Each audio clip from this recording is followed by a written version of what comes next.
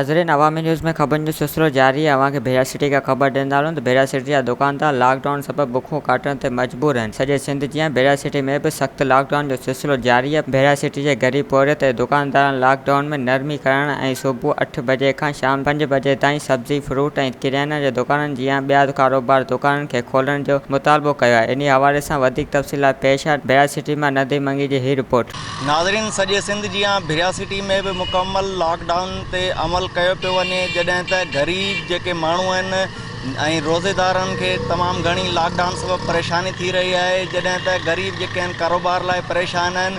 इन सिलसिले में भेड़ा सिटी वासियुनि खां असां ॻाल्हि ॿोल कंदासीं त उन्हनि जो छा चवणु आहे। साईं, परेशानी वॾी लॻी पई आहे, खाइण पीअण जहिड़ा कुझु न आहे, कारोबार बंदि लॻो पियो आहे।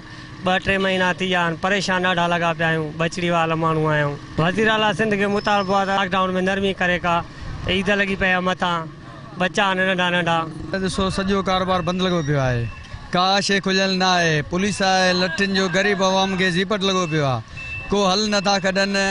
हे हर शइ मज़दूर तबिको चारो बेरोज़गार लॻो पियो आहे, हर शइ परेशान लॻी पई आहे, कुझु बि हासिलात न आहे। कोरोना वायरस जे करे जेको सिंध में लॉकडाउन थियो आहे, हिन में तमामु घणो मज़दूर तबिको ऐं ॿिया माण्हू मुतासिर थिया आहिनि।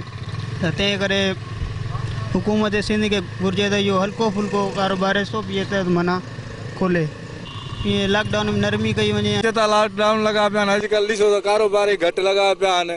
सो मिले थो, सो छा ई महांगी मिले, ग्राहक वरी अची माणा था कनि 15 रुपया किलो ॾियो, 10 रुपया किलो ॾियो। हाणे असां किथे हलायूं। जीअं लॉकडाउन थियो आहे त 2 बोरियूं मिलियूं आहिनि अटे जूं 10-10 किलो, वरी न लड़िया आहिनि। बसि हलाए करे हलूं पिया था, गाहु आहे सो हलायूं पिया था। 8 रुपया मिले थो, 10 रुपया हलायूं था, 2 रुपया बचनि पिया, बसि घर हले थो, इहो ख़ुशि आहे। कमाइण वारा आहियूं असां, 8 ई भाड़ा लहंदा आहियूं। तव्हां हलो असांजे घर, जितां कुझु बि खाइण लाइ मिले तव्हां खां पुछिजो मूंसां खां। संबोसा लॻाया 250 रुपया ख़र्चु कया आहिनि संबोसनि ते, उहो मुंहिंजा उछलिया आहिनि रोड ते। मूंखां उतां मुंहिंजे उते बि नुक़सानु हणी आहे मूंखे। 10 मुंहिंजे गीदे में न छॾींदा आहिनि, वेंदा आहियूं किथे बीहण में नथा ॾियनि। सभु किरोना आहे, किरोना पुलिस जिथे किथे असांखे वेहण ते भॻी थी अचे।